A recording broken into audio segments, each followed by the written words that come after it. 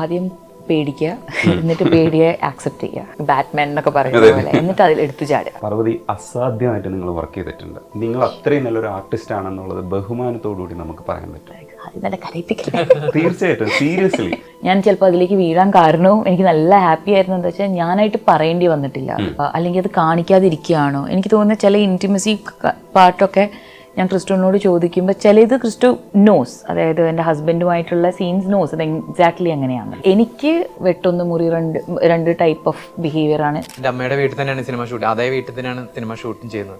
അതെ, ഈ വീട്ടില് 2005 ഞങ്ങൾ എല്ലാവരും ചാച്ചന്റെ മരണത്തിന് ശേഷം അടക്കം നടത്താനായിട്ട് വെയിറ്റ് ചെയ്തു. സോ അത്യാവശ്യം ഭയം ഉള്ളിലുണ്ടായിരുന്നു എല്ലാ ദിവസവും അഞ്ചുമായിട്ട് പെർഫോം ചെയ്യുന്ന സമയത്ത്. ശരിക്കും പറഞ്ഞാൽ ചേച്ചിക്ക് നാഷണൽ അവാർഡ് കിട്ടും, ഉറപ്പാണ്. പക്ഷെ ഈ സീൻ എടുക്കുന്ന സമയത്ത് ഞാൻ ഒരുപാട് കഷ്ടപ്പെട്ടു. കാര്യം ഞാൻ പാർവതിയായി എനിക്ക് കരച്ചിൽ വരുന്നുണ്ടായിരുന്നു. ഒരുപക്ഷെ എനിക്ക് എന്നെ തന്നെ കുറച്ച് മടുത്തു തുടങ്ങിയിട്ടുണ്ടായിരുന്നു. സിനിമയിൽ പുറത്തായിട്ട് കുറച്ച് ജീവിക്കും വേണമല്ലോ. ഐ ഫീൽ എന്നതിൻ്റെ Moideen, Charlie, Uyare, even take off, Uyare, കൂടെയോ, മൈ സ്റ്റോറി ഒക്കെ it was a lot of fun at the time. പക്ഷേ maybe I need a gear shift. Parvathy music ഇട്ട് നടന്നു വരുന്ന ഞങ്ങൾക്ക് കാണണം. ഈ തരത്തിൽ ഉണ്ടാക്കുന്ന ഒരു പാർവതിയും ഞങ്ങൾക്ക് വേണം. ഉള്ളൊഴുക്ക് എന്ന പുതിയ ചിത്രത്തിന്റെ വിശേഷങ്ങളുമായി പാർവതി തിരുവോത്ത്, ക്രിസ്റ്റോ ടോമി. ഹായ്. ഹലോ. നിങ്ങളെ പുകഴ്ത്താൻ കുറച്ച് സമയം തരണം കേട്ടോ. പടം ഞാൻ കണ്ടിട്ടുണ്ടായിരുന്നു. ഇത് കണ്ണെടുക്കാതെ കാണാൻ പറ്റിയ സിനിമ എന്നാണ് എനിക്ക് ആദ്യം പറയുന്നത്.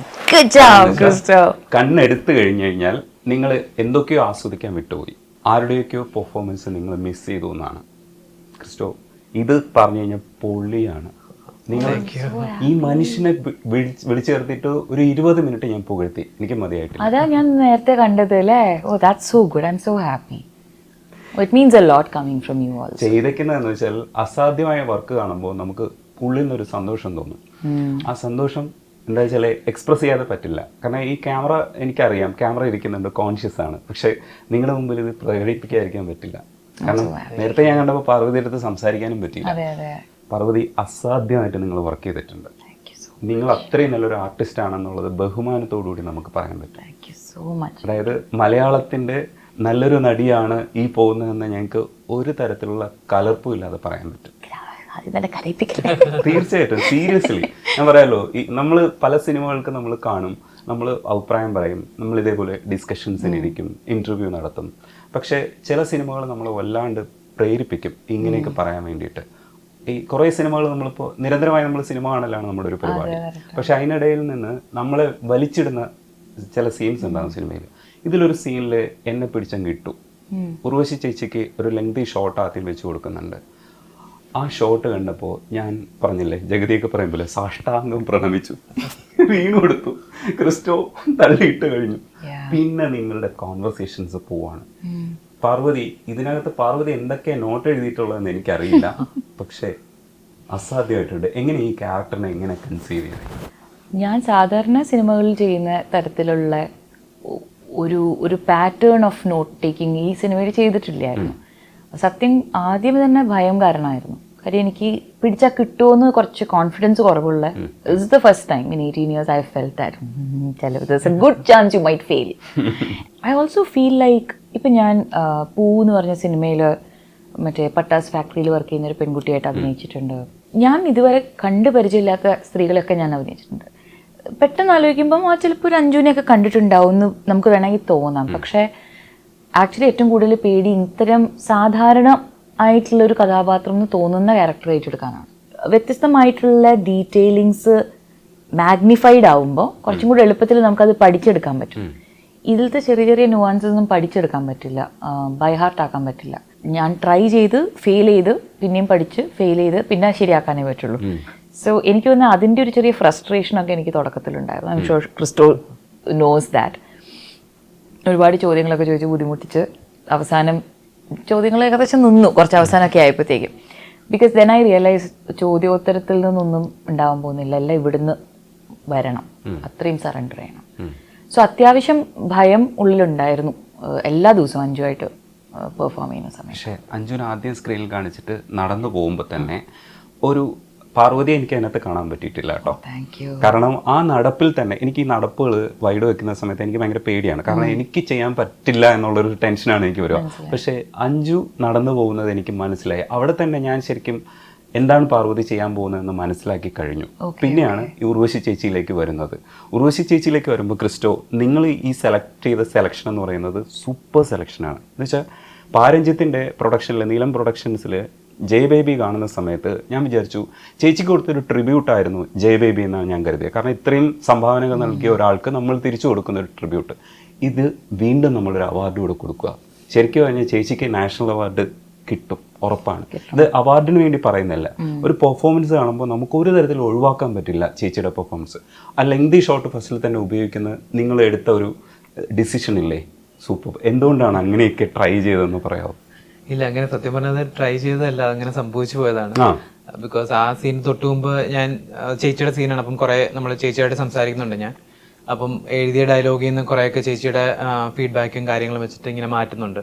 അപ്പം ചേച്ചി ആ ഡയലോഗ്സ് ഒക്കെ എന്താണ് ഇങ്ങനെ പറഞ്ഞു നോക്കുവാണ്, അപ്പോൾ പറഞ്ഞുകൊണ്ടിരിക്കുകയാണ്. അപ്പോൾ നമ്മൾ ഈവൻ ടേക്ക് എടുക്കുന്നതിന് മുമ്പും ഒക്കെ ചേച്ചി ഇങ്ങനെ ഒരു എന്താണ് സൈഡിൽ പോയി ഇങ്ങനെ ഇരുന്നിട്ട് ഇങ്ങനെ ഒരു മന്ത്രം ജപിക്കുന്ന പോലെ ഇതിങ്ങനെ പറയാൻ നമുക്ക് കേൾക്കാം.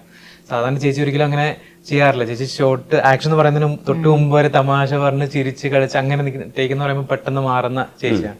പക്ഷെ ആ ഒരു സീൻ, ആ ഒരു ഷോട്ടിന് ചേച്ചി ഇങ്ങനെ മാറി ഇങ്ങനെ ഇത് പറയുന്നത് എനിക്ക് കേൾക്കായിരുന്നു, കാണാമായിരുന്നു. അപ്പം ഈ ഷോട്ട് വെച്ചിട്ട് ചേച്ചി അവിടെ ഇരുന്നു, ഫോക്കസ് ഒക്കെ എടുക്കുന്നു, ബാക്കി ലൈറ്റിന്റെ ഫൈനൽ പരിപാടികളൊക്കെ ചെയ്യുമ്പോഴും ചേച്ചി ഇങ്ങനെ ഒരു മന്ത്രം ജപിക്കുന്ന പോലെ, ജപമാല പറയുന്ന പോലെ ഇതിങ്ങനെ ഉള്ളിൽ പറയുവാണ്.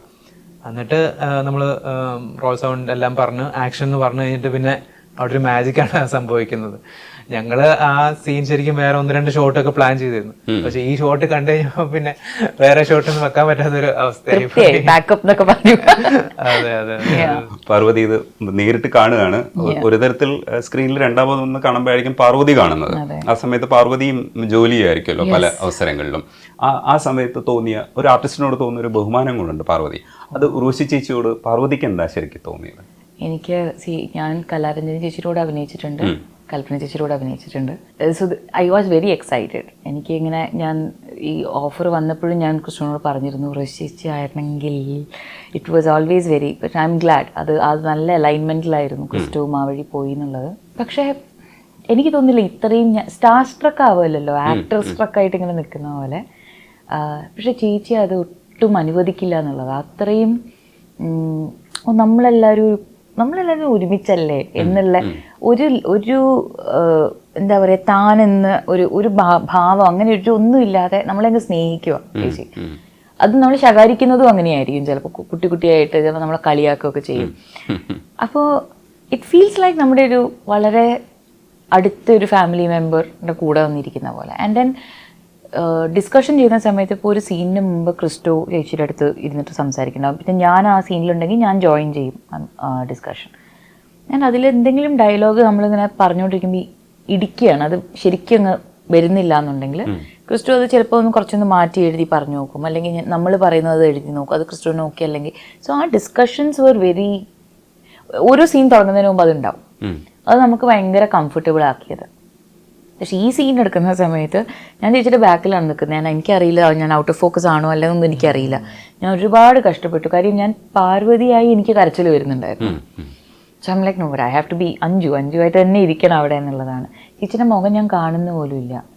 പക്ഷെ എനിക്കിങ്ങനെ ഞാൻ കാണുന്നത് എന്താ അറിയോ, ഇതിങ്ങനെ വിറയ്ക്കുന്നതാ ഈ ഭാഗം. ഞാൻ അങ്ങനെ വിചാരിക്കും ഇതെങ്ങനെയാ ഐസൊലേറ്റഡ് ആയിട്ട് ആ മസിൽ മാത്രം ഇങ്ങനെ വിറയ്ക്കുന്നത് എങ്ങനെയാണെന്നൊക്കെ. So every day was witnessing brilliance. അത് അനായാസമായിട്ട്.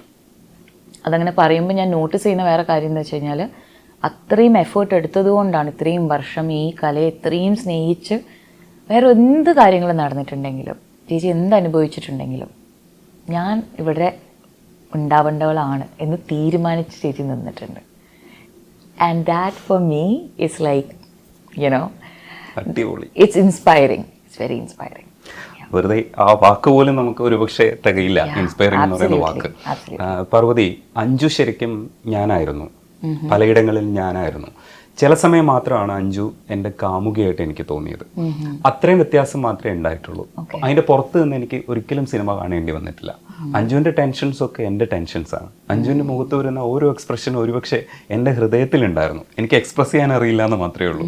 അപ്പം നിങ്ങളത് കാണിക്കുന്ന സമയത്ത് കൂടെയായിരുന്നു, ഞാൻ കൂടെ ഉണ്ട്. ഇല്ലെങ്കിൽ ഞാൻ ജസ്റ്റ് ഒന്ന് മാറിയിട്ട് ഞാനൊരു കാമുക ഭാവത്തിലോ മറ്റോ മാറി നിൽക്കും. എൻ്റെ കാമുകിയാണ് അതെന്നുള്ളൂ. ആ വ്യത്യാസത്തിലാണ് ഞാൻ ആ ക്യാരക്ടറിനെ ഫോളോ ചെയ്തത്. അത് നമുക്ക് തോന്നിക്കണമെങ്കിൽ നിങ്ങൾ ഒരുപാട് പണിയെടുക്കണം, അത്രയും നന്നായിട്ട് പണിയെടുക്കണം. ക്രിസ്റ്റോ പണിയെടുക്കണം, പാർവതിയും പണിയെടുക്കണം. പാർവതിയുടെ ഉള്ളിൽ ഈ സാധനങ്ങളൊക്കെ കണ്ടിന്യൂറ്റി ഒരു സ്ഥലത്ത് നിന്ന് മാറുന്നത് ഒക്കെ വരണമല്ലോ. ഇത് പാർവതി കുറേ മാറിയിട്ടുണ്ട്. ആക്ടിങ്ങിൽ നിങ്ങൾ കുറേ കൂടെ നന്നായി, ഇല്ലെങ്കിൽ കുറേ കൂടെ ബെറ്റർ ആയെന്ന് നമുക്ക് തോന്നുന്ന ഒരു പടമാണ് ഈ പടം. ഇതെങ്ങനെയാ സാധിക്കണേ പാർവതി? ആദ്യം പേടിക്കുക, എന്നിട്ട് പേടിയെ ആക്സെപ്റ്റ് ചെയ്യുക. ലൈക്ക് മറ്റേ ബാറ്റ്മാൻ എന്നൊക്കെ പറയുന്ന പോലെ. എന്നിട്ട് അതിൽ എടുത്തു ചാടുക. Full surrender. ഐ തിങ്ക് ഒരു കുഞ്ഞു കുട്ടി ടോഡ്ലർ പോലെയാണ്. നമ്മൾ ആദ്യം വാശി പിടിക്കും, ചെയ്യണ്ടെന്ന് പറയും, എനിക്കിത് ചെയ്യാൻ പറ്റില്ല എന്ന് പറയും, പിന്നെ പറ്റും. സോ ആ ഒരു patience Christo had to show to me also. Because എനിക്ക് ഇടയ്ക്ക് ഒരു ഇറിറ്റേഷനൊക്കെ വരുന്നത് ഇറ്റ്സ് നോട്ട് ബിക്കോസ് എനിക്ക് ക്രിസ്റ്റോനോടോ അല്ലെങ്കിൽ ആൾക്കാരോടുള്ള ദേഷ്യമല്ല. ഇറ്റ്സ് ബിക്കോസ് എൻ്റെ ഉള്ളിൽ ദൈവമേ അത് അവിടെ എത്തുമോ എന്നറിയാത്തതിൻ്റെ പേടിയും കൂടെ ഉണ്ട്. എവ്രി ഡേ സ്പെൻഡ് ആ ഒരു അഞ്ജുവിൻ്റെ ആ കറക്റ്റ് ഷോട്ട് അല്ലെങ്കിൽ ആ എക്സാക്ട് ഇമോഷൻ കിട്ടുമോ എന്നുള്ളത് അറിയാതെ. കാര്യം ഞാൻ അഞ്ജുവിൽ നിന്ന് മേ ബി 2 വർഷമായി ഇപ്പം ആ ഒരു ജേണി കഴിഞ്ഞിട്ട് വേറെ കുറേ കാര്യങ്ങൾ ഞാൻ പഠിച്ചിട്ടുണ്ട്, അതിലേക്ക് വരാം. പക്ഷേ I'm not Anju at all. അഞ്ജുവിൻ്റെ ലൈഫ് എക്സ്പീരിയൻസ് എനിക്ക് ഒട്ടുമില്ല.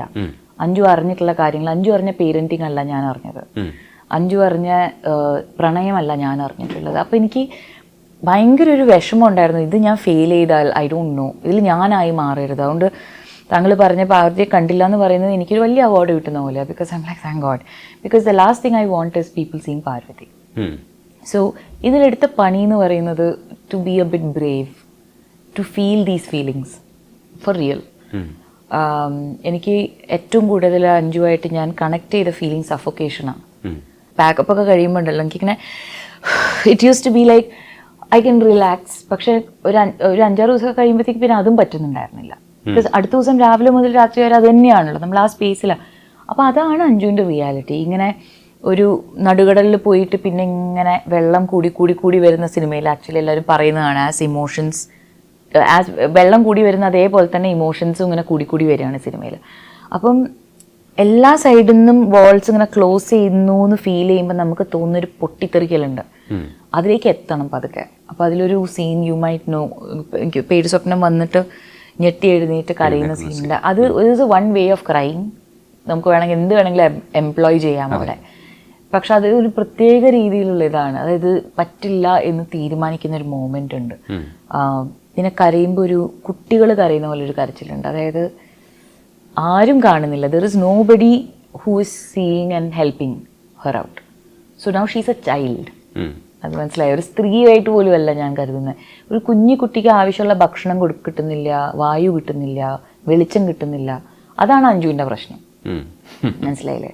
സോ അതിലേക്ക് എത്താൻ I also have to start feeling those. എനിക്ക് അത്യാവശ്യം അതെല്ലാം കിട്ടിയിട്ട് ജീവിച്ചാൽ ഞാൻ പെട്ടെന്ന് ഈ സ്പേസിലെത്തിയപ്പോൾ യാ അത് ട്രാൻസ്ലേറ്റ് ആയെന്ന് അറിയുന്നതിൽ വലിയ സന്തോഷമുണ്ട്. അടിപൊളിയാണ്.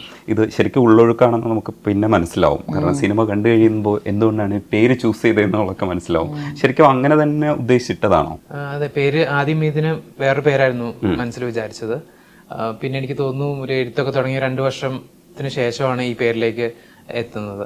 അപ്പം എനിക്ക് തോന്നുന്നു വെള്ളപ്പൊക്കം, ഒഴുക്ക്, അപ്പം ഉള്ളിൽ നിന്നുള്ള ഒഴുക്ക്, ആളൊഴുക്ക്, അങ്ങനെ കുറെ ആലോചിച്ചാണ് ഈ പേരിലേക്ക് എത്തിക്കഴിഞ്ഞപ്പോൾ പിന്നെ നമുക്ക് ചിലപ്പം എന്താ നമ്മൾ കുറെ ഞാൻ എപ്പോഴും സ്ട്രഗിൾ ചെയ്യാറുണ്ട് സിനിമയുടെ പേരിടുന്നതിലൊക്കെ. അപ്പം പക്ഷെ നമ്മൾ ആ കറക്റ്റ് പേരിലേക്ക് എത്തിക്കഴിയുമ്പോൾ പിന്നെ നമ്മൾ വേറെ ഒന്നും ആലോചിക്കില്ല. നമ്മൾ അതെന്നും ആ പേര് ഉണ്ടായിരുന്നു എന്ന് തന്നെ നമ്മൾ ഇനിയിപ്പോ ഇത് മതി, ഇത് പോതും. ഒരു കാര്യം എനിക്ക് എപ്പോഴും ഉള്ളൊഴുക്ക് എന്നുള്ള ടൈറ്റിൽ നമ്മുടെ പണ്ടത്തെ സിനിമകളുടെ പേരുകൾ പോലെയൊക്കെ തോന്നാം. ആ ഒരു തനിമ അല്ലെ, ആൾക്കൂട്ടത്തിൽ തനിയെ എന്നൊക്കെ പറയുന്ന പോലെ ഉള്ളൊഴുക്ക്. പക്ഷെ അതിന്റെ ഇംഗ്ലീഷ് വേർഷൻ ഇതിൽ കിട്ടുന്ന ഒരു സുഖം അതിൽ കിട്ടില്ല. അണ്ടർ കറന്റ് എന്ന് പറഞ്ഞാലും അതല്ല.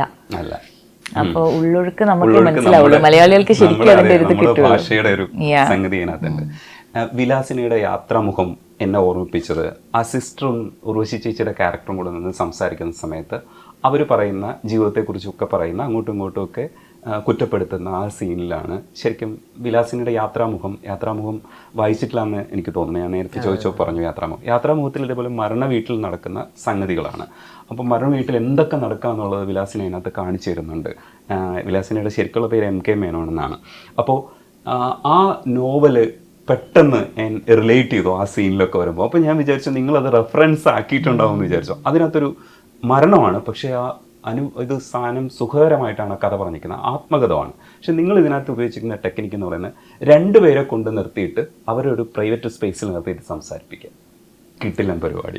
ഓരോ 2 പേരും ഇവർ സംസാരിക്കണേ എന്ന് നമ്മൾ ആഗ്രഹിക്കും. ഒരു സീനിൽ ഇവർ 2 പേരുടെയും ക്യാരക്ടറോടെ സംസാരിക്കും. ഉർവശി ചേച്ചിയുടെയും പാർവതിയുടെയും ക്യാരക്ടർ തമ്മിൽ സംസാരിക്കാൻ വേണ്ടിയിട്ട് അവിടെ നിൽക്കുന്ന 1-2 പേരെ സീനിൽ നിന്ന് മാറ്റേണ്ടതുണ്ട്. അത് മാറ്റിയിട്ട് അവർ സംസാരിക്കും. അപ്പം സീനിൽ നിന്ന് മാറ്റുമ്പോൾ ഉണ്ടല്ലോ ഇവർ തമ്മിൽ സംസാരിക്കണം, നമ്മൾ ആഗ്രഹിക്കുകയാണ് ഇവർ തമ്മിൽ സംസാരിക്കണം എന്നുള്ളത്. ആ ടെക്നിക്ക് എഴുത്തിൽ നന്നായിട്ട് കൊണ്ടുവന്നിട്ടുണ്ട്. അതങ്ങനെ തന്നെയാണോ മനസ്സിൽ ഉദ്ദേശിച്ചത്? അല്ല, എനിക്ക് തോന്നുന്നത് സംഭവിച്ചു പോയതാണ്. ഒന്ന്, ഞാൻ പറഞ്ഞില്ല, എൻ്റെ അച്ചാച്ചൻ മരിച്ചപ്പോഴത്തേക്ക് ഞങ്ങളിങ്ങനെ അച്ചാച്ചൻ്റെ ബോഡി ഈ അടക്കം നടത്താനായിട്ട് ഞങ്ങൾ വെയിറ്റ് ചെയ്യേണ്ടി വന്നു കുറേ നാളായിട്ട്, ഈ വെള്ളപ്പൊക്കം കാരണം തന്നെ. എൻ്റെ അമ്മയുടെ വീട്ടിൽ തന്നെയാണ് സിനിമ ഷൂട്ടിങ്, അതേ വീട്ടിൽ തന്നെയാണ് സിനിമ ഷൂട്ടിങ് ചെയ്യുന്നത്. അതെ, ഈ വീട്ടിൽ 2005 ഞങ്ങളെല്ലാവരും അച്ചാച്ചൻ്റെ മരണത്തിന് ശേഷം അടക്കം നടത്താനായിട്ട് വെയിറ്റ് ചെയ്തു. അപ്പം ഞങ്ങളുടെ ഫാമിലി, അപ്പം ഞാൻ അമ്മയുടെ ഫാമിലിയായിട്ട് ഭയങ്കര ക്ലോസ് ആണ്, അച്ചാച്ചമ്മ അങ്കിൾമാരായിട്ടും ഒക്കെ. അപ്പം എല്ലാവരും ഒരു 8-9 ദിവസം, അന്ന് 8-9 ദിവസം ആകും എന്നറിയില്ല, വെള്ളം ഇങ്ങനെ പോകാതെ നമ്മളിങ്ങനെ കാത്തിരിക്കുകയാണ്. പക്ഷെ അവിടെ തന്നെ അടക്കം നടത്തും എന്നുള്ള തീരുമാനം എടുത്തിരുന്നു. അപ്പം ആ സമയത്ത് ഇപ്പൊ ഫാമിലി എല്ലാം ഉണ്ട്. പക്ഷെ എല്ലാവരും തമ്മിൽ ഭയങ്കര സന്തോഷം, ഭയങ്കര ഇതായിട്ടുള്ള ഒരു ഫാമിലിയാണ് ഞങ്ങളുടേത്. പക്ഷെ ആ സമയത്ത് ഒരു അടക്കന്റെ സമയത്ത് ബോഡിയായിട്ട് വെയിറ്റ് ചെയ്തിരിക്കുന്ന സമയത്ത് ഭയങ്കര ഇൻട്രസ്റ്റിംഗ് ആയിട്ടുള്ള ഡൈനാമിക്സുകൾ കാണാൻ പറ്റി. എല്ലാവരുമായിട്ടുള്ള ഇക്വേഷൻസ് തന്നെ നമ്മുടെ ഒരു ഗ്രീഫിൽ ഇരിക്കുമ്പോഴത്തേക്കുമുള്ള ഇക്വേഷൻസ് കംപ്ലീറ്റ്ലി വ്യത്യാസമാണ്. എല്ലാവരും ഗ്രീഫിനെ എന്നോട് റിയാക്ട് ചെയ്യുന്നത് വ്യത്യാസമാണ്. ചിലർ പറയും കരഞ്ഞു തീർത്തോ, ചിലർ പറയും എന്തിനാ ഇത്ര കരയുന്നത്. അപ്പം അതുപോലും അതിനകത്ത് ഫ്രിക്ഷൻസ് ഉണ്ടാക്കിയിരുന്നു, അതിനകത്ത് ടെൻഷൻസ് ഉണ്ടാക്കിയിരുന്നു. അങ്ങനെ പിന്നെ എന്നെ സംബന്ധിച്ചോളം ആ ഒരു ഇമേജറി, ആ ഒരു വെള്ളപ്പൊക്കത്തിൽ ഒരു വീട്ടിൽ ഒരു ഫാമിലി വെയിറ്റ് ചെയ്യുന്നു എന്നുള്ളത് എന്നെ ഭയങ്കരമായിട്ട് സ്ട്രൈക്ക് ചെയ്തൊരു ഇമേജറിയാണ്. അപ്പം പിന്നെ ഈ 2 പേരിലേക്ക് വന്നു കഴിഞ്ഞാൽ എനിക്ക് തോന്നുന്നത് ഒരു കഥയുടെ ആവശ്യമായിരുന്നു കുറേയൊക്കെ. കാരണം ഇതൊക്കെ കുറേയൊക്കെ രഹസ്യങ്ങൾ ചുള്ളഴിയുന്നതും അങ്ങനെ കുറേ കാര്യങ്ങളാണ്. അപ്പം എന്താണ് നമ്മൾ പറയല്ലോ, 2 is a company, 3 is a crowd വരുമ്പോഴത്തേക്ക് നമ്മൾ പലപ്പോഴും എന്താണ് നമ്മൾ 2 പേരെയും കൂടെ നോക്കിയിട്ടേ നമുക്ക് തുറന്നു പറയാൻ പറ്റുള്ളൂ. നമ്മൾ 2 പേര് മാത്രമേ ഉള്ളപ്പോൾ മറ്റേ ആളുമായിട്ട് നമ്മുടെ റിലേഷൻഷിപ്പിനെ പറയാൻ പറ്റുന്ന കാര്യങ്ങളെല്ലാം നമ്മൾ പറയും. 3ാമതൊരാൾ വരുമ്പം ഈ 2 പേരുടെയും കോമൺ ഡിനോമിനേറ്ററിലുള്ള കാര്യങ്ങളെ നമ്മൾ പറയുള്ളൂ. അപ്പം അങ്ങനെ എന്താണ്, അപ്പം അത് ഭയങ്കര ഇമ്പോർട്ടൻ്റ് ആയിരുന്നു പല സീനിലും. കാരണം ഇതൊരു ക്യാരക്ടറിൽ നിന്ന് ട്രാവൽ ചെയ്ത് മറ്റേ അങ്ങനെയാണ് കഥ മുന്നോട്ട് പോകുന്നത്. ഈ രഹസ്യങ്ങളും കാര്യങ്ങളും ഒക്കെ പുറത്തേക്ക് വരുന്നത് അങ്ങനെയാണ്. അപ്പം അതെനിക്ക് തോന്നുന്നു ഒരു കഥയുടെ ആവശ്യമായിരുന്നു അതിലേക്ക് എത്തേണ്ടത്. നിങ്ങളുടെ കന്യകയും കാമുകിയും കാണുന്ന സമയത്ത് കാമുകി എന്നെ ടെൻഷൻ എടുപ്പിച്ച ഒരു സാധനമാണ്. കാമുകിയിൽ തന്നെ ടെൻഷൻ്റെ ഇരട്ടി ടെൻഷനകത്ത് ഇതിനകത്ത് എന്നെ കൊണ്ടിട്ടു. എന്നിട്ട് തുടക്കം മുതൽ ടെൻഷൻ അടിച്ചു തുടങ്ങി, അവസാനം വരെ ടെൻഷനോട് ടെൻഷൻ തന്നെയായിരുന്നു. ഇത്രയും ടെൻഷൻ എടുപ്പിക്കരുത് കേട്ടോ, ഇടയ്ക്കൊന്ന് റിലാക്സ് എടുപ്പിക്കാൻ ഞങ്ങള്. പാർവതി, ഇതിനകത്ത് ചർച്ച ചെയ്യുന്ന ഒരു നിനക്ക് ദോഷം വരുന്ന എന്തെങ്കിലും ഞാൻ ചെയ്യുമോ? ഇത് ഭയങ്കര പരമ്പരാഗതമായി നമ്മൾ ഉപയോഗിച്ചുകൊണ്ടിരിക്കുന്ന ഒരു ഡയലോഗാണ്. ഈ ഡയലോഗിൽ ഒരു സൊസൈറ്റി മുഴുവനും നിന്നിട്ട് ആ ക്യാരക്ടറിനെ പെടുത്തും.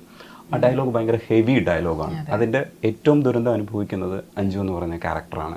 പക്ഷെ അഞ്ജു മറികടക്കാൻ ശ്രമിക്കുന്നുണ്ട്. അഞ്ജു കുറച്ചുകൂടെ ബോൾഡാണ്. ഈ ഒരു അഞ്ജുവിൻ്റെ ഒരു ക്രാഫ്റ്റ് ഉണ്ടല്ലോ, അഞ്ജു എന്ന് പറയുന്ന പെണ്ണ്, ഈ പെണ്ണിനെ പല ഡയമെൻഷൻസിലും ഇതിനെ നോക്കിക്കാണേണ്ടി വരും. ഇപ്പോൾ ഒരു പക്ഷേ സിനിമ എടുക്കാൻ തുടങ്ങുമ്പോൾ തന്നെ ഈ അഞ്ജുവിൻ്റെ ക്യാരക്ടറിൻ്റെ സ്വഭാവങ്ങളെക്കുറിച്ച് ഇൻഡസ്ട്രി തന്നെ സംസാരിച്ചിട്ടുണ്ടാവും. ഇങ്ങനെ ഒരു ക്യാരക്ടർ മലയാളം ഇൻഡസ്ട്രിയിൽ നടക്കുമോ, ഇങ്ങനെ ഒരു ക്യാരക്ടർ സിനിമ ചെയ്താൽ എങ്ങനെയായിരിക്കും, അയാളുടെ ചില വശങ്ങളെ കാണിക്കാൻ പറ്റില്ല, ആ വശങ്ങൾ കാണിച്ചു കഴിഞ്ഞാൽ അതിന്റെ മോറൽ സൈഡ് വെച്ചിട്ട് ആൾക്കാർ അക്സെപ്റ്റ് ചെയ്യില്ല. അപ്പം ആ ഒരു തീരുമാനം എടുക്കുന്നതും ആ ക്യാരക്ടറിനെ മോൾഡ് ചെയ്ത് ഇപ്പോൾ ഈ സിനിമയിൽ സംഭവിക്കുന്ന ഒരു പക്ഷെ പാർവതിയെ കൂടെ ചേർന്നത് കൊണ്ടാണ് അത് സംഭവിക്കുന്നത്. ഇത് ശരിക്കും നമ്മുടെ ഒരു രാഷ്ട്രീയം കൂടിയല്ലേ ഈ സിനിമയിലെ character? But I have to give credit where credit is due. It is entirely Christo. അതായത് ഈ സ്ക്രീൻ പ്ലേയിൽ എങ്ങനെയാണോ അഞ്ജു എടുക്കുന്ന എല്ലാ ഡെസിഷൻസും ക്രിസ്റ്റോ എഴുതിയിട്ടുള്ള അഞ്ജുവാണ്. അപ്പം എനിക്കാകെ ചോദിക്കേണ്ടതേ ഉണ്ടായിരുന്നുള്ളൂ, അപ്പോൾ അഞ്ജു എന്തുകൊണ്ട് ഇത് ഇപ്പം ചെയ്തില്ല, പിന്നീട് എന്തോ വെയിറ്റ് ചെയ്തത് എന്തിനാ, അല്ലെങ്കിൽ അഞ്ജുവിന് മുമ്പുണ്ടായിരുന്ന എന്തെങ്കിലും ബന്ധങ്ങളുടെ അതിനോടുള്ള കമ്മിറ്റ്മെൻറ്റ് എന്തായിരുന്നു, അല്ലെങ്കിൽ അമ്മയോടുള്ള ബന്ധമുണ്ട്, അച്ഛനോടുള്ള എങ്ങനെയാണ്, അപ്പം സാധാരണ നമ്മൾ ഉള്ള സ്ട്രോക്സ് അല്ല, കുറേയും കൂടെ ഫൈനർ സ്ട്രോക്സ് ഓഫ് ഇതുണ്ട്. അതായത് ശരിയാണ്, അച്ഛനും അമ്മയും ചില കാര്യങ്ങൾ ഡിസൈഡ് ചെയ്യുന്നു, അത് ഫോളോ ചെയ്യുന്നു. അച്ഛനും അമ്മയോട് ദേഷ്യമുണ്ട്, പിണക്കമുണ്ട്, എന്നാൽ ഭയങ്കര സ്വീറ്റായിട്ടുമാണ് സംസാരിക്കുന്നത്. എനിക്ക് മറ്റേ എന്താ പറയുക, വെട്ടൊന്ന് മുറി രണ്ട് ടൈപ്പ് ഓഫ് ബിഹേവിയറാണ്. അത് ഓക്കെയാണ്, കാര്യം എൻ്റെ ഫാമിലിയിൽ അങ്ങനെ ഓക്കെയാണ്, എല്ലാവരും അങ്ങനെയാണ്. അഞ്ജുവിന് ഇങ്ങനത്തെ ഒരു ലെയേഴ്സ് തന്നെ ഉണ്ട്, ഒരു 10 എണ്ണം. അതായത് ഒരാളോട് എത്ര ദേഷ്യം ഉണ്ടെങ്കിലും സൊസൈറ്റി പറഞ്ഞു കൊടുക്കുന്നൊരു രീതി ഓഫ് സംസാരമുണ്ട്, ആ ഒരു വോളിയം ഉണ്ട്, ആ വോളിയം വിട്ടുപോയില്ല. അപ്പോൾ എനിക്ക് ഭയങ്കര ബുദ്ധിമുട്ടുണ്ടായിരുന്നെന്ന് വെച്ചാൽ ബോൾഡ് ആവുമ്പം പാർവതി അല്ല അവിടെ ബോൾഡ് ആവേണ്ടത്, അഞ്ജുവിൻ്റെ ബ്രാൻഡ് ഓഫ് ബോൾഡാണ് വരുത്തേണ്ടത്. അഞ്ജു അതിൽ ഫസ്റ്റായിട്ട് അവൾക്ക് എന്താ വേണ്ടതെന്നുള്ളത് പറയുന്ന സീൻ, വോയിസ് ഇടറുന്നത് എങ്ങനെയാണെന്നുള്ളതോ, അവൾ എവിടെ പോയി നിൽക്കുന്നു റൂമിൽ എന്നുള്ളതൊക്കെ നമ്മൾ തമ്മിൽ കൊറിയോഗ്രാഫി ചെയ്യുന്നത് അതും കൂടെ മനസ്സിൽ വെച്ചിട്ടാണ്. കാര്യം നേരെ മുമ്പിൽ നിന്ന് ആദ്യമായിട്ട് ഒരു കാര്യം ആവശ്യപ്പെടുമ്പം നേരെ മുമ്പിൽ നിൽക്കാതെ തിരിഞ്ഞു നിന്ന് കണ്ണാടിയിലൂടെയാണ് പറയുന്നത്. സോ ഐ തിങ്ക് ആ ലേയേഴ്സൊക്കെ completely comes from Christo also. പക്ഷെ ഞാനത് അപ്പം അറിയുന്നില്ല, ഞാൻ പറയുന്നത് ഇവിടുന്ന് വേണമെങ്കിൽ ഇവിടെ പോയി നിൽക്കാം എന്ന് പറയുമ്പോൾ ക്യാമറ പക്ഷേ ഷൈനാദും ക്രിസ്റ്റോ ആണ്. അപ്പം ആ ഒരു വ്യൂ നല്ലതായിരിക്കും. അതായത് സത്യം ആദ്യമായിട്ട് പറയുമ്പം റെയർ വ്യൂവിലാണ് പറയുന്നത്. So it takes some time for us to be who we are. അതായത് നമ്മളാവാൻ കുറച്ച് കാലം എടുക്കും നമ്മളെന്ന് പറയില്ല, അതാണ് അഞ്ജു ഇതിൽ ബേസിക്കലി. അതുകൊണ്ട് ഞാൻ എസ്പെഷ്യലി ചെറിയ morality side of things that you said was already there. അതാണ് ഞാൻ ചിലപ്പോൾ അതിലേക്ക് വീഴാൻ കാരണവും എനിക്ക് നല്ല ഹാപ്പി ആയിരുന്നു. എന്താ വെച്ചാൽ ഞാനായിട്ട് പറയേണ്ടി വന്നിട്ടില്ല, അല്ലെങ്കിൽ അത് കാണിക്കാതിരിക്കുകയാണോ. എനിക്ക് തോന്നുന്ന ചില ഇൻറ്റിമസി പാർട്ടൊക്കെ ഞാൻ ക്രിസ്റ്റോനോട് ചോദിക്കുമ്പോൾ ചിലത് ക്രിസ്റ്റോ നോസ്, അതായത് എൻ്റെ ഹസ്ബൻഡുമായിട്ടുള്ള സീൻസ് നോസ്, അത് എക്സാക്ട്ലി അങ്ങനെയാണുള്ളത്. ചെറിയ നുവാൻസസ് മാത്രമേ ക്രിസ്റ്റോ ഒന്ന് കറക്റ്റ് ചെയ്യുള്ളൂ. പക്ഷേ വേറൊരു ഏരിയയിലേക്ക് വരുമ്പോഴത്തേക്കും ക്രിസ്റ്റോ നോസ് ഇത് കാണിക്കേണ്ട ആവശ്യമില്ല നമ്മൾ എന്ന്, ആ ക്ലാരിറ്റി ക്രിസ്റ്റോനുണ്ട്. And at that point I'm like there is no discussion of morality. I don't think we ever discussed that. നമ്മൾ ഒരിക്കലും we never did, right?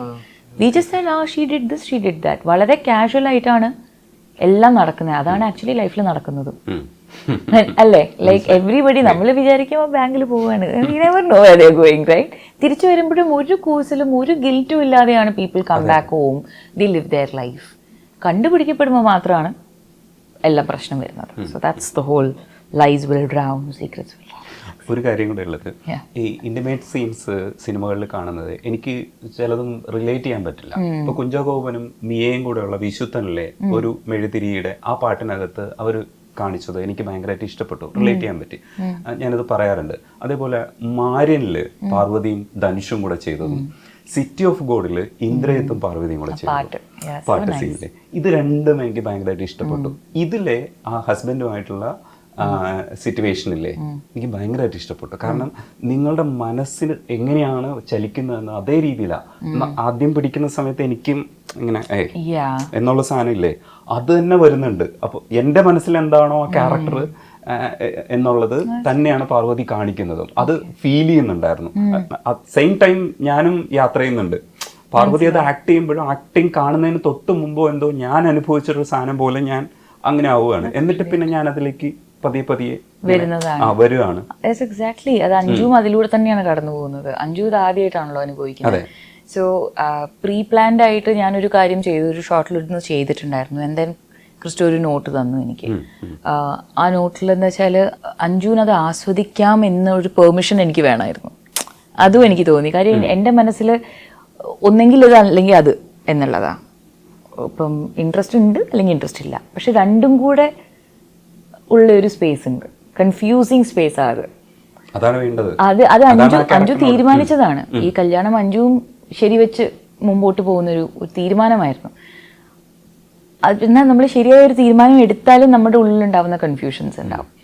So ആ ഒരു ഹോൾഡിംഗ് ബാക്ക് എന്ത് പ്രപ്പോർഷനിലാണ് അത് നമുക്ക് കാൽക്കുലേറ്റ് ചെയ്ത് അപ്ലൈ ചെയ്യാനും പറ്റില്ല.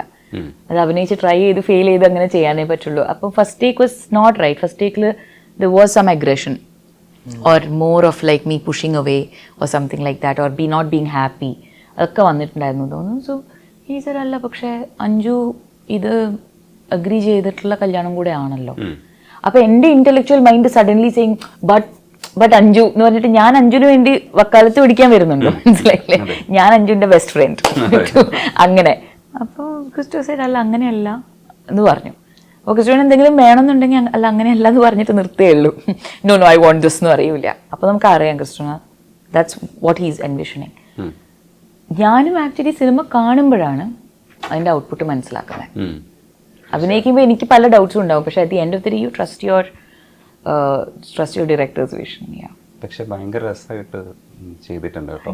അത് ആ സീനിന് പ്രത്യേകം കൈഡിയുണ്ട്. ചില കാര്യങ്ങളൊക്കെ റിവീൽ ചെയ്യാൻ പറ്റാത്തതുകൊണ്ട് എനിക്ക് ആ പോർഷനിലേക്ക് പോകാൻ പറ്റില്ല. എങ്കിലും ഞാൻ വേറെ 1-2 കാര്യങ്ങൾ ചോദിക്കാനുണ്ട്. തങ്കലാൻ പാരഞ്ജിത്തിന്റെ പടമാണ്. ഞങ്ങൾക്ക് ഒരുപാട് എക്സ്പെക്ടേഷനോട് കൂടി ഇരിക്കുകയാണ്. തങ്കലാന്റെ അനുഭവം പറയൂ. അത് ആക്ച്വലി പാരഞ്ജിത്തിന്റെ കൂടെ വർക്ക് ചെയ്യണം എന്നുള്ളതിൻ്റെ ആയിരുന്നു ഫസ്റ്റ് സ്റ്റെപ്പ്. കാര്യം ഇതിനു മുമ്പ് അദ്ദേഹം 2 പ്രോജക്റ്റ് എനിക്ക് ഓഫർ ചെയ്തിട്ട് എനിക്ക് ചെയ്യാൻ പറ്റാതെ പോയിട്ടുണ്ട്. സോ 3-ാമത്തെ തവണ വിളിച്ചപ്പോൾ ഞാൻ പറഞ്ഞു ഇതും കൂടെ ഞാൻ എന്തെങ്കിലും കാരണവശാൽ നോ പറഞ്ഞാൽ ഇനി എന്നെ വിളിക്കില്ലായിരിക്കും എന്നൊക്കെ പറഞ്ഞിട്ട് ഞാൻ ഒരു നറേഷൻ വേണമെന്ന് പറഞ്ഞു. അദ്ദേഹത്തിന് നറേഷൻ ഒന്നും തരുന്ന ഒരു വലിയ ശീലമുള്ളൊരു പരിപാടിയല്ല. സാറിന് ക്യാരക്ടർ മാത്രം പറഞ്ഞു കൊടുക്കുകയാണ്. പക്ഷേ still he came on A zoom call, gave me a full story narration. പക്ഷേ ആ കഥാപാത്രം എന്താണെന്നുള്ളത് മനസ്സിലാക്കിയത് അവർ വർക്ക്ഷോപ്പ് നടത്തിയപ്പോഴാണ് അതിൻ്റെ ശരിക്കുള്ള ഒരു ഡെപ്ത് മനസ്സിലായത്. ഇപ്പം ഗംഗമ്മാളിനാണ് ക്യാരക്ടറിൻ്റെ പേര്. എനിക്ക് ഒരുപാട് പറയാൻ പറ്റില്ല, പടത്തിൻ്റെ റിലീസും അനൗൺസ് ചെയ്തിട്ടില്ല. പക്ഷേ 1890s നടക്കുന്ന കഥയാണ്. അപ്പം ആ സമയത്തുള്ളൊരു സ്ത്രീ കഥാപാത്രം എങ്ങനെയാണെന്നുള്ളതിൻ്റെ ഹിസ്റ്ററി പോലും ഇല്ല നമ്മുടെ കയ്യിൽ. അപ്പം എല്ലാം നമ്മൾ തന്നെ ഒരുമിച്ച് ക്രിയേറ്റ് ചെയ്തൊരു വേൾഡാണ്. ഞാനും രഞ്ജിത്തും മാത്രമല്ല, കൂടുതൽ റിസർച്ചേഴ്സ് ഉണ്ടായിരുന്നു, കുറേ സ്ത്രീകളുണ്ട്. അപ്പോൾ ബോഡി ലാംഗ്വേജും കാര്യങ്ങളും ആ കാലത്ത്, അതായത് ഞാൻ പ്ലേ ചെയ്യുന്ന ഒരു 5 കുട്ടികളുടെ അമ്മയായിട്ടാണ്. അപ്പം ഫുള്ളി എന്നാൽ ഈ പ്രായവുമാണ്. അപ്പോൾ അതൊക്കെ മനസ്സിലാക്കാനും ആ ബോഡി ലാംഗ്വേജ് മനസ്സിലാക്കാനൊക്കെ നല്ല ഫിസിക്കലി ഭയങ്കര സ്ട്രെയിനുവസ് സിനിമയായിരുന്നു. പക്ഷേ ഐ ഓപ്പണിങ് സിനിമയായിരുന്നു. അത് ഭയങ്കര അത് രഞ്ജിത്തിൻ്റെ വേൾഡ് ക്രിയേഷൻ എന്താണെന്ന് കാണാൻ പറ്റി. പിന്നെ ഒരുപാട് മലയാളികളുണ്ടായിരുന്നു സെറ്റിൽ. അതുകൊണ്ട് there was like suddenly like അജയ ഹലോ റോബിൻ എന്നൊക്കെ പറഞ്ഞിട്ട് I really enjoyed it. But it was like 80-85 days. എനിക്ക് മാത്രം തന്നെ 80-85 ഡേയ്സ് ഉണ്ടായിരുന്നു.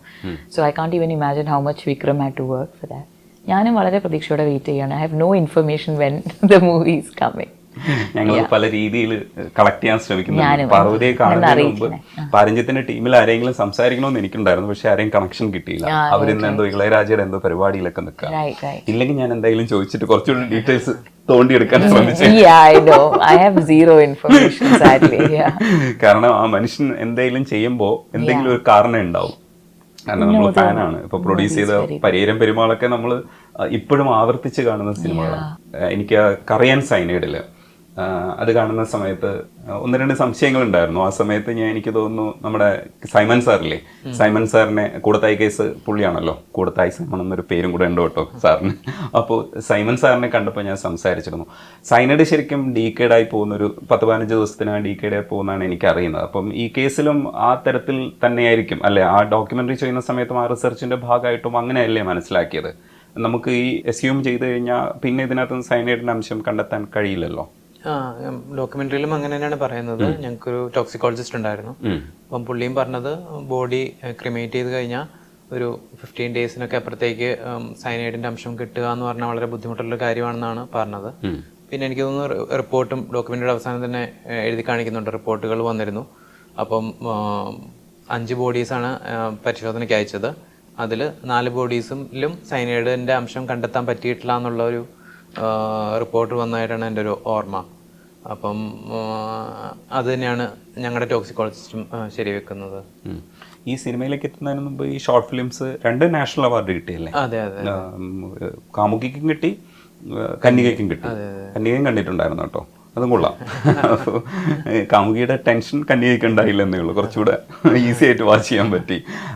എനിക്ക് തോന്നുന്നു മാറിവാനിസിൽ പഠിച്ചിട്ട് നേരെ ഇൻസ്റ്റിറ്റ്യൂട്ടിലേക്ക് പോയി. എന്തായാലും നന്നായി കേട്ടോ. നിങ്ങൾ ഞങ്ങളുടെ ഒരു വാഗ്ദാനമാണ്. പാർവതി ശരിക്കും പാർവതി നിന്നിരുന്ന ഒരു സ്പേസ് ഉണ്ട്, അതായത് കൊമേഴ്സ്യൽ സിനിമകളുടെ ഭാഗമായിരുന്നു പാർവതി. ആ സിനിമകളൊക്കെ ഹിറ്റാക്കുന്നതിൽ ഒരു പ്രധാനപ്പെട്ട ഘടകവും കൂടെയായിരുന്നു. എന്നും നിന്റെ മൊയ്തീൻ ആയിക്കോട്ടെ, ചാർലി ആയിക്കോട്ടെ, ആ സമയത്ത് ഇറങ്ങിയ എല്ലാ സിനിമകളും. എന്നിട്ടൊരു ബ്രേക്ക് വരുന്നുണ്ട്, ടേക്ക് ഓഫ് വരെ വന്ന് നിന്നിട്ട് പിന്നെയാണ് നമുക്ക് മറ്റൊരു കാലഘട്ടത്തിൽ കൂടെയ്ക്ക് ശേഷമാണ് മറ്റൊരു ഘട്ടത്തിലേക്ക് പോകുന്നത്. പിന്നെ ഞങ്ങൾക്ക് ആ സിനിമകൾക്ക് കിട്ടിയിട്ടില്ല. പിന്നെ വേറെ കുറച്ച് ക്രിയേറ്റീവ് ആയിട്ടുള്ള സ്പേസിലുള്ള കുറച്ച് സിനിമകൾക്കാണ് പാർവതിയെ ഞങ്ങൾക്ക് കിട്ടിയത്. ശരിയാണ്, ഇത് കാണുന്ന സമയത്ത് സന്തോഷമുള്ളൊരു കാര്യമാണ്. പക്ഷേ കമേഴ്സ്യൽ ഹിറ്റാക്കുന്ന ഒരു പാർവതിയെ കൂടെ ഞങ്ങൾ ആഗ്രഹിക്കുന്നുണ്ട്. അത് പാർവതിയുടെ മനസ്സിൽ അങ്ങനെ ഉണ്ടോ? സത്യമായിട്ടും അങ്ങനെയില്ല. എനിക്ക് പലതരത്തിലുള്ള ജോൺറേഴ്സ് ചെയ്യണമെന്നുണ്ട്. ഒരുപക്ഷെ എനിക്ക് എന്നെ തന്നെ കുറച്ച് മടുത്തു തുടങ്ങിയിട്ടുണ്ടായിരുന്നു. അതായത് എൻ്റെ അറിവ് ഞങ്ങൾക്ക് മടുത്തില്ല. അതെ, അങ്ങനെയല്ല. എന്നെ തന്നെ എന്ന് പറയുമ്പോൾ ഞാൻ പറയുന്നത്, എനിക്ക് നമ്മൾ സിനിമയിൽ പുറത്തായിട്ട് കുറച്ച് ജീവിക്കും വേണമല്ലോ. കുറച്ച് അതുണ്ടെങ്കിലേ നമുക്ക് എന്തെങ്കിലും, അല്ല ഈവൻ ഫോർ എക്സാമ്പിൾ ഉള്ളൊഴുക്ക് 2022 ചെയ്ത് കഴിഞ്ഞ് ഇപ്പോൾ ഉള്ള ഞാൻ അപ്പോൾ ഉള്ള ഞാനല്ല. അപ്പം എനിക്ക് ആ ഒരു ടൈം കിട്ടിയിട്ടുണ്ട്. എനിക്ക് I'm so happy that it did take some time. അപ്പോൾ എനിക്ക് ഉള്ളൊഴുക്കിനെ പറ്റി സംസാരിക്കുമ്പോൾ കുറേയും കൂടെ വ്യക്തമായിട്ട് സംസാരിക്കാൻ പറ്റുന്നുണ്ട്. ചിലപ്പോൾ അത് അതേ വർഷം റിലീസായിട്ടുണ്ടായിരുന്നെങ്കിൽ ഞാൻ ആ കൂടെ ഇങ്ങനെ എന്താ പറയണ്ടേന്ന് അറിയാത്തൊരു അവസ്ഥ. അതൊക്കെ സെറ്റിൽ ആവാൻ കുറച്ച് സമയമെടുക്കും. ഓഡിയൻസിൻ്റെ റിസെപ്ഷൻ, ഒരു സിനിമയുടെ റിസെപ്ഷൻ ഒരു ഭാഗത്ത് അതിനെ ഞാൻ വിലമതിക്കുന്നുണ്ട്. എന്നാൽ ഞാൻ എല്ലാ ദിവസവും ജീവിക്കുന്ന എൻ്റെ ഒപ്പം ജീവിക്കുന്ന എനിക്ക് അതിൽ നിന്ന് കിട്ടുന്ന ഒരുപാട് അറിവുകളുണ്ട്. അത് അപ്ലൈ ചെയ്യാൻ I need A life. And I don't want to be part of a culture where you have to keep putting things out to be relevant. എനിക്ക് റെലവൻസ് വേണ്ട. I don't want it. ഞാൻ എപ്പോഴും പറയാറുള്ള കാര്യം, പണ്ടത്തെ ഇൻ്റർവ്യൂസിലും പറഞ്ഞിട്ടുണ്ട്, നല്ല ഫിലിംസ് ഇല്ലാന്നുണ്ടെങ്കിൽ, എനിക്ക് നല്ലോണം കോൺട്രിബ്യൂട്ട് ചെയ്യാൻ പറ്റിയില്ലെന്നുണ്ടെങ്കിൽ I will do something else and live. എനിക്കൊരിക്കലും അങ്ങനെ ചെയ്യാൻ പറ്റിയിട്ടില്ല ഫിലിംസിൽ. പിന്നെ you also need to get called for these films. അല്ലെ, കമേഴ്ഷ്യൽ ഫിലിംസിൽ ഇപ്പം directors can see you in that, and that's not a bad thing. For example ഉള്ളൊഴുക്കിൽ ഇസ് റിട്ടൺ ഫോർ മീ. അതായത് ഇവൻച്വലി ഞാൻ തന്നെയാണ് ഇത് ചെയ്യാന്നുള്ളത് എന്തോ ഒരു തീരുമാനം എവിടെയോ ആരോ എടുത്തിട്ടുണ്ട്. അതല്ലായിരുന്നെങ്കിൽ വേറെ ആരെങ്കിലും ചെയ്തേനെ ഈ കഥാപാത്രം. അതേപോലെയാണ് വേറെ കമേഴ്ഷ്യൽ ഫിലിംസിൽ വേറെ ആക്ടേഴ്സിനെ ചൂസ് ചെയ്യുന്നത്, ആ makers. So I don't have any problem with that. I feel എന്നതിൻ്റെ Moideen, Charlie, Uyare, even take off, Uyare, കൂടെയോ, മൈ സ്റ്റോറി ഒക്കെ it was a lot of fun at the time. പക്ഷേ maybe I need a gear shift. ഞാനും ഒന്ന് gear shift ചെയ്തിട്ട് എൻ്റെയും perspective on ലൈഫൊക്കെ ഒന്ന്. So there is a good time right now. അപ്പോൾ കടക് സിംഗ് ചെയ്തു, ദൂത ചെയ്തു, തെലുഗു സീരീസ് ചെയ്തു, ഡയറക്ടോറിയലിൻ്റെ preparation is still going on. അത് അതിൻ്റേതായിട്ടുള്ള രീതിയിൽ ഒരുപാട് പഠനങ്ങൾ അതിൽ നടക്കുന്നുണ്ട്. So I'm like suddenly I'm back to that state. അതായത് ബാംഗ്ലൂർ ഡേയ്സ് ഒക്കെ റിലീസ് ആവുന്നതിന് മുമ്പുള്ള പാർവതിയുടെ ഒരു സ്ഥാനത്തിലേക്കാണ് ഞാൻ പോയിരിക്കുന്നത്. ബിക്കോസ് ഐ റിമെമ്പർ ഇതിൻ്റെ ഒന്ന് കഴിഞ്ഞ് ഹിറ്റാവുമ്പം നോബഡി ടെൽസ് യു ദാറ്റ് നമ്മൾ ആ ഒരു അതിന് മുമ്പുള്ള കാലഘട്ടവും കുറച്ച് മിസ് ചെയ്യും. വേറെ പഠിക്കാൻ സമയമുണ്ട്, ഉറങ്ങാൻ സമയമുണ്ട്, അച്ഛനമ്മയും കാണാൻ സമയമുണ്ട്. ആൻഡ് ഐ എം ലൈക്ക്, എനിക്ക് വർക്ക് ചെയ്യണം, I obviously want to work. പക്ഷേ ഏർജൻസി കുറഞ്ഞു. You know I'm fine. I'm like one good movie, I am good. And then I get to read a book and travel and maybe എനിക്ക് തന്നെ films ഉണ്ടാക്കാൻ കഴിയുമായിരിക്കും. So it's not a decision. ചെയ്യേണ്ടെന്നല്ല, എനിക്ക് commercial films ഇഷ്ടമാണ്. I want to do comedy, എനിക്ക് action പടം ചെയ്യണമെന്നുണ്ട്. പക്ഷേ there is a time for it. I know. ഞാനും അവിടെ എത്തണം. ഞാൻ എപ്പോഴും repeatedly I think in every interview I'm saying, in 2018 ഈ സിനിമ വന്നപ്പം ഞാൻ റെഡി ആയിരുന്നില്ല. 2022 പാർവതിക്ക് ഇത് ചെയ്യാൻ കഴിഞ്ഞു. So may be in 2 years എനിക്കൊരു കമേഴ്ഷ്യൽ ഫിലിം ചെയ്യാനുള്ള കെൽപ്പും അറിവും ഒരു പ്രിപ്പറേഷനൊക്കെ ഉണ്ടാവും. വേണം. പാർവതി മ്യൂസിക് ഇട്ട് നടന്നു വരുന്ന ഞങ്ങൾക്ക് കാണണം. കാരണം അത് ബോൾഡ്നെസ് കാണിക്കാൻ വേണ്ടി മാത്രമല്ല, നമ്മൾ ഗൂസ് പംപ്സ് ഉണ്ടാക്കിയാലേ ഈ ഇതിനകത്തൊക്കെ നിൽക്കാൻ പറ്റുള്ളൂ. അത് പലതരത്തിൽ ഉണ്ടാക്കാം. പക്ഷേ ഈ തരത്തിൽ ഉണ്ടാക്കുന്ന ഒരു പാർവതിയും ഞങ്ങൾക്ക് വേണം. മറ്റേ തരത്തിൽ ഇപ്പോൾ ഉണ്ടാക്കി തരുന്നുണ്ട്, ഓക്കെയാണ്, നമ്മൾ എല്ലാം അംഗീകരിച്ചു. അതെ, അത് വേണം. ഈ മ്യൂസിക്കിന്റെ കാര്യം പറഞ്ഞപ്പോഴാണ് സുഷിൻ ഇങ്ങനെ നമ്മൾക്ക് ഗൂസ് പംപ്സ് ഉണ്ടാക്കുന്ന മ്യൂസിക്കാണ് ഇപ്പൊ ചെയ്തുകൊണ്ടിരിക്കുന്നത്. പക്ഷേ സൈലൻസ് കൊണ്ടും ഗൂസ് പംപ്സ് ഉണ്ടാക്കാൻ കഴിഞ്ഞു എന്നുള്ളത് ഈ ഉള്ളൊഴുക്കിൽ കാണിച്ചിട്ടുണ്ട്. സുഷിൻ നന്നായിട്ട് വർക്ക് ചെയ്തിട്ടുണ്ട്. എനിക്ക് തോന്നുന്നു കിട്ടിയ ഒരു അവസരം മുതലെടുക്കുകയായിരുന്നു എന്ന് തോന്നി. എന്താണ് സുഷിൻ്റെ ഒരു അഭിപ്രായം ഈ മ്യൂസിക് ചെയ്തപ്പോഴും, ഇല്ലെങ്കിൽ നിങ്ങളുടെ ഒരു കോൺവെർസേഷനിൽ എന്താ അഭിപ്രായം? അല്ല, സുഷിനായിട്ട് ഭയങ്കര രസമായിരുന്നു സുഷിനായിട്ട് വർക്ക് ചെയ്യാൻ. പിന്നെ എന്താണ്, ഈ ഫിലിം ചെയ്യുമ്പോഴത്തേക്കും ഞാൻ പറയും ഇവിടെ മ്യൂസിക് വേണമെന്ന് പറയുമ്പോൾ സുഷിൻ പറയില്ലല്ലോ ഇവിടെ വേണ്ട, അതെ സൈലൻസ് മതി എന്ന് പറയും. അപ്പോഴത്തേക്കും എന്താണ്, അതായിരുന്നു കോൺവെർസേഷൻസ്. ഞാൻ പറയും ഇല്ല ക്രിസ്ത്യൻസ് സീൻ നന്നായി വർക്ക് ആവുന്നുണ്ട്, ഇമോഷൻസ് വരുന്നുണ്ട്, അതിൻ്റെ മ്യൂസിക്കിൻ്റെ ആവശ്യമില്ല, അല്ല സുഷിൻ അങ്ങനെയല്ല നമ്മൾ തിയേറ്ററിലെത്തുമ്പോൾ. അങ്ങനൊരു കോൺവെർസേഷൻ ആയിരുന്നു ഞങ്ങൾ തമ്മിൽ. പിന്നെ സുഷിൻ ഒരു സീൻ വരുമ്പോഴത്തേക്കും കൃത്യം പറയും. സുഷിൻ വളരെ എന്താണ് പറയുന്നത്, ടു ദ പോയിന്റ് ആണ്, സ്ട്രേറ്റ് ഫോർവേഡ് ആണ്. ഐ മീൻ വേറെ കൺഫ്യൂഷൻസും കാര്യങ്ങളൊന്നുമില്ല. ഒരു സീൻ എന്താണ്, അതിന്റെ ഇമോഷൻ എന്താണെന്ന്, അല്ലെങ്കിൽ സുഷിൻ എന്താണ് കിട്ടുന്നതെന്ന് പറയും. ഇപ്പം നമ്മൾ പറയും ഈ ഇമോഷനാണ് വേണ്ടതെന്ന് പറയും, സുഷിൻ പറയും അല്ല ക്രിസ്ത്യനിക്ക് അത് കിട്ടുന്നില്ല. അപ്പോൾ നമ്മൾ ചിലപ്പം തിരിച്ച് എഡിറ്റിംഗ് പോയിട്ട് അതൊന്ന് റീവർക്ക് ചെയ്യും. അങ്ങനെയൊക്കെ ഭയങ്കര നമുക്ക് ലൈക്ക് ഭയങ്കര ഓണസ്റ്റ് ആയിട്ടുള്ളൊരു ഇങ്ങോട്ട് വരും. എന്താണ് അത് എന്നുള്ള സുഷിൻ ഒരു മറയില്ലാതെ ഒരു ഇതുമില്ലാതെ ഏറ്റവും അങ്ങനെ. പിന്നെ എനിക്കൊന്ന് ഭയങ്കര സെൻസിറ്റീവ് ആയിട്ടുള്ള ആളുകൂടെ ആയിരിക്കാം. സുഷിൻ ആ ഇമോഷൻസ് നന്നായിട്ട് കറക്റ്റായിട്ട് കിട്ടുകയും ചെയ്യും. ലൈക്ക് ഞാൻ ഓർക്കുന്നുണ്ട്, ഈ ഫിലിം ഫുൾ മ്യൂസിക് ഒക്കെ ചെയ്ത് പിന്നെ അത് എഡിറ്റിന് പോയി വീണ്ടും തിരിച്ചു വന്ന് ഫൈനലി ഇങ്ങനെ കണ്ടുകൊണ്ടിരിക്കുമ്പോൾ ഐ തിങ്ക് ലാസ്റ്റ് റീലൊക്കെ എത്തിക്കഴിഞ്ഞ് ഇങ്ങനെ സുഷിൻ കണ്ടുകൊണ്ടിരിക്കുമ്പോൾ ഞാൻ എന്തോ പറയാം, സുഷിൻ അവിടെ സുഷിൻ അതിനകത്ത് അത്രയും ഇതായി, അങ്ങനെ സുഷിൻ അത്രയും ഇൻവോൾവ് ആയിട്ടാണ് അത് ചെയ്യുന്നത്. പിന്നെ എനിക്ക് തോന്നുന്നു ഒരു പല പടങ്ങളും ഇപ്പം സുഷിന്റെ ഒരുപാട് ഹിറ്റുകൾ ഇങ്ങനെ ബാക്ക് ടു ബാക്ക് വന്നുകൊണ്ടിരിക്കുകയാണ് പടങ്ങളെല്ലാം.